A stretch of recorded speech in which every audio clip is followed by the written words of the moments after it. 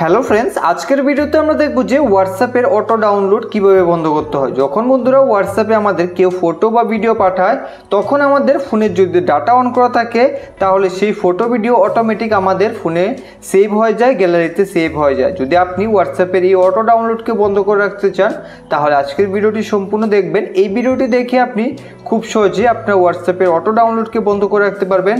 তাহলে যদি আপনাকে হোয়াটসঅ্যাপে কেউ ফটো ভিডিও পাঠায় তা অটোমেটিক ডাউনলোড হবে না। যখন আপনি হোয়াটসঅ্যাপে গিয়ে সেই ফটোকে ডাউনলোড করে দেখবেন তখনই কিন্তু সেই ফটো হোয়াটসঅ্যাপে ডাউনলোড হবে, আপনার ফোনের গ্যালারিতে সেভ হবে।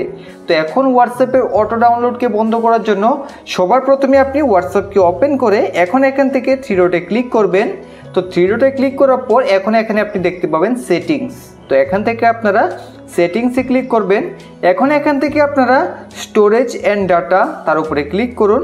ক্লিক করার পর এখন আপনি এখানে দেখতে পাবেন মিডিয়া অটো ডাউনলোড। দেখতে পাচ্ছেন এখানে মিডিয়া অটো ডাউনলোড একটি সেটিংস রয়েছে। এখান থেকে আপনাদের মিডিয়া অটো ডাউনলোডের নিচে এখানে কয়েকটা সেটিংস করতে হবে। তো এখন সবার প্রথমে হোয়েন ইউজিং মোবাইল ডাটা এই অপশনে ক্লিক করে এখন দেখুন এখানে প্রত্যেক অপশনে টিক করা রয়েছে। এখান থেকে আপনারা টিকগুলো সরিয়ে দেবেন, অর্থাৎ আনটিক করে দেবেন।